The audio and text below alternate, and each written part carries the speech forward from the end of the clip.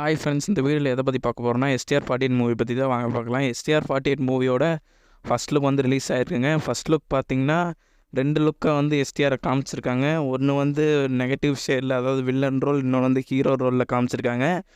So ஹீரோவுக்கு வந்து பார்த்திங்கன்னா லெஃப்ட்டு சைடில் லெஃப்ட் ஐ கிட்ட வந்து ஒரு ஸ்லாஷ் மாதிரி இருக்குது. அதே மாதிரி வில்லனுக்கு வந்து பார்த்திங்கன்னா ஒரு ரைட் ஐ கிட்ட ஒரு லூப் மாதிரி ஹேரை வந்து கொஞ்சம் மேலே நிமிட்டி விட்ட மாதிரி இருக்குது. எப்படி சொல்கிறது, ஹேர் அப்படியே ஃபில் ஆகிற மாதிரி ஒன் ஹேர் மட்டும் ஃபில் ஆகிற மாதிரி இருக்குது.